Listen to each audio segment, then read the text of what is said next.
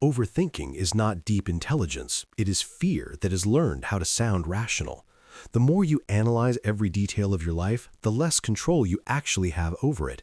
And the most dangerous part is this: it convinces you that the prison is protection. Overthinking begins the moment uncertainty appears, because the human brain is wired to prefer a painful certainty over an unknown outcome. So instead of waiting for real information, it manufactures conclusions that feel solid even when they are built on incomplete data. In modern Western culture, where social status, performance, and perception matter deeply, ambiguity feels like danger, so your mind fills in the silence with narratives that often assume rejection, failure, or loss. A delayed email becomes a sign of disapproval, a short text becomes emotional withdrawal, and a neutral facial expression becomes hidden judgment. This is not intuition, it is the threat detection system overreaching beyond its original design. Your nervous system reacts as if something real has happened, even though the only event occurring is mental speculation. Over time, this pattern trains you to treat normal life uncertainty as psychological risk, which increases anxiety and slowly reshapes how you interpret the world around you.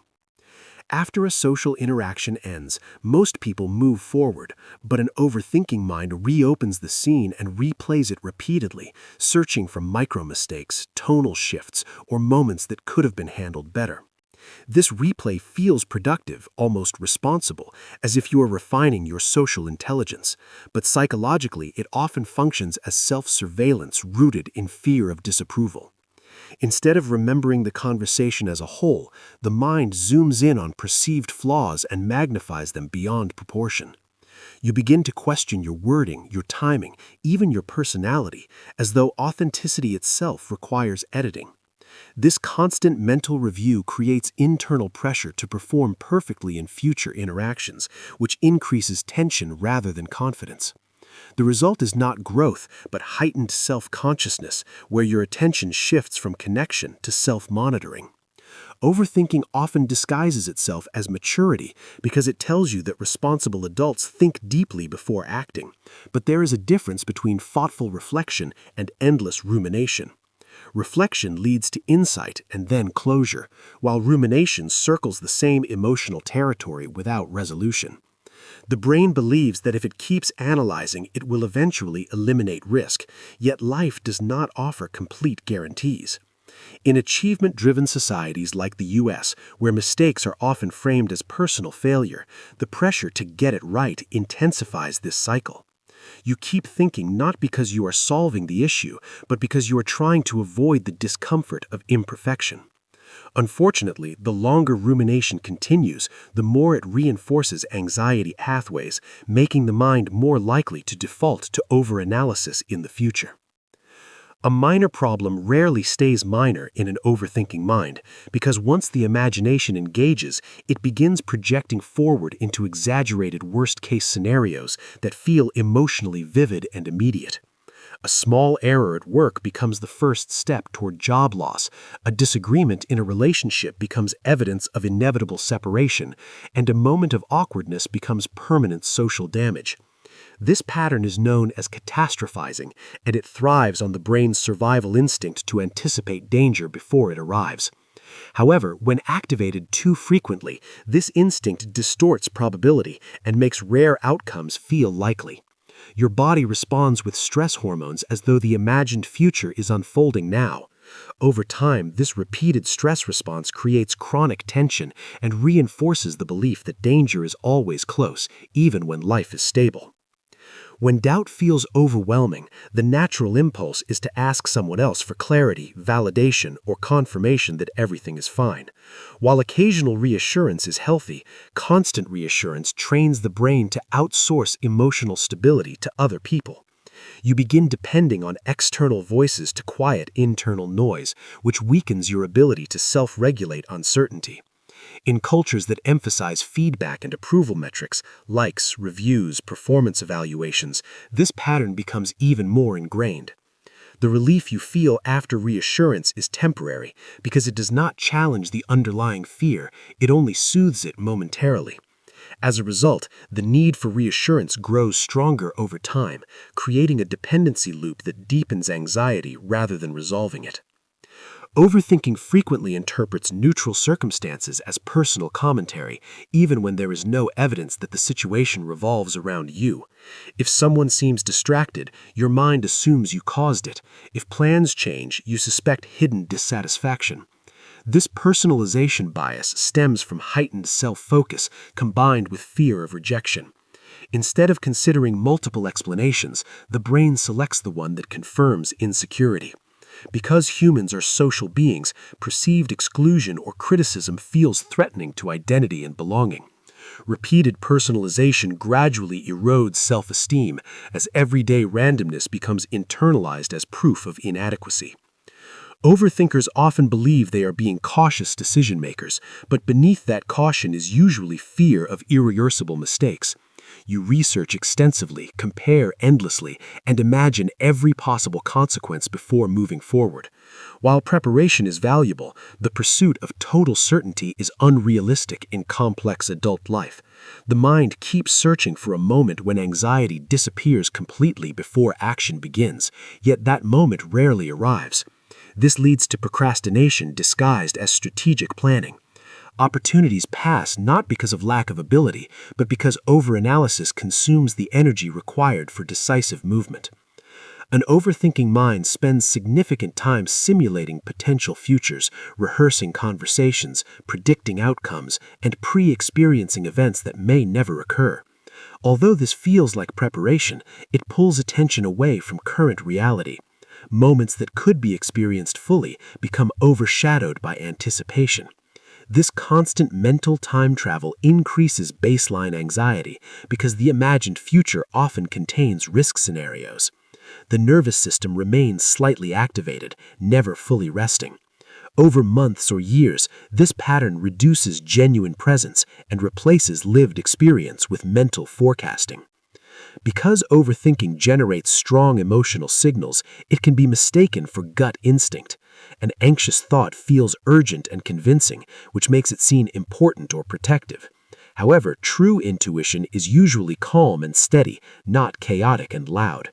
When anxiety is misinterpreted as wisdom, decisions become driven by avoidance rather than clarity.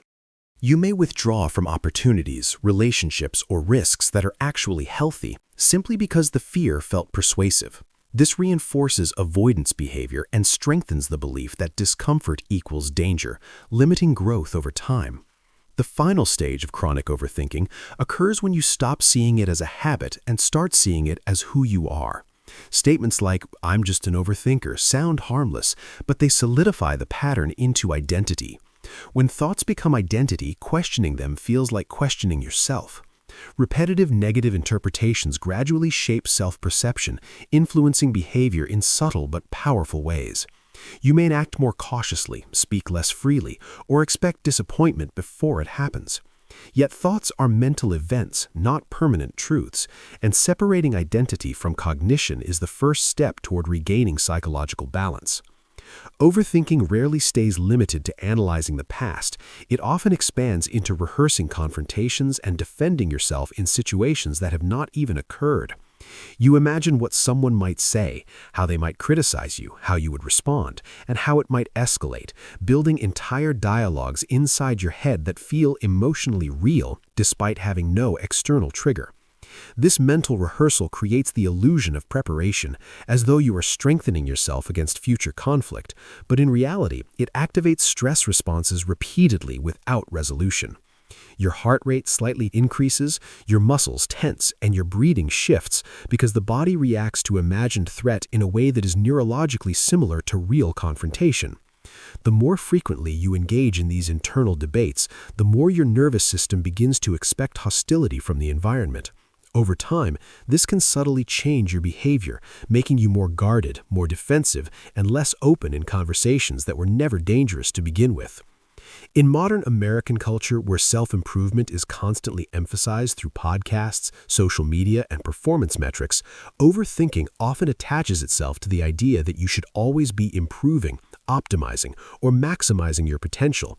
You analyze your routines, your habits, your career trajectory, your relationships, constantly asking whether you are doing enough or falling behind compared to invisible standards.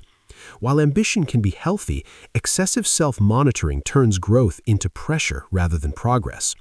Every free moment becomes an opportunity for evaluation, and rest begins to feel like irresponsibility. This creates a cycle where your value feels tied to output, and any perceived inefficiency triggers mental scrutiny. Instead of experiencing life, you audit it, measuring yourself against expectations that may not even be your own, which gradually erodes internal satisfaction. One of the most subtle dark patterns of overthinking is that it keeps you in the realm of analysis, so you never have to fully experience vulnerable emotions. Instead of feeling hurt, you dissect why it happened. Instead of feeling rejected, you strategize how to prevent it next time. And instead of admitting fear, you intellectualize it.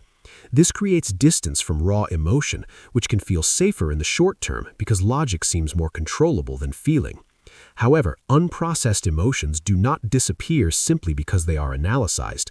They remain in the nervous system, resurfacing as tension, irritability, or chronic anxiety.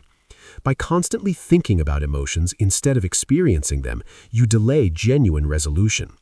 True psychological strength does not come from perfect mental control, but from the ability to tolerate discomfort without immediately trying to outthink it. Overthinking survives because it convinces you that constant mental activity equals control, when in reality, it is often a response to fear that was never fully processed. The mind would rather analyze endlessly than admit it feels uncertain, vulnerable, or exposed, because analysis feels powerful, while vulnerability feels risky. But control does not come from eliminating uncertainty, it comes from increasing your tolerance for it. The moment you realize that a thought is simply a mental event, not a command, not a prediction, not a verdict, you create space between stimulus and reaction. And in that space, something changes. You stop trying to win arguments inside your own head. You stop treating imagination as evidence, and slowly, the mind that once felt like a threat becomes something quieter, not because you silenced it, but because you no longer believe everything it says. That is where real psychological stability begins, not in perfect thinking, but in measured awareness.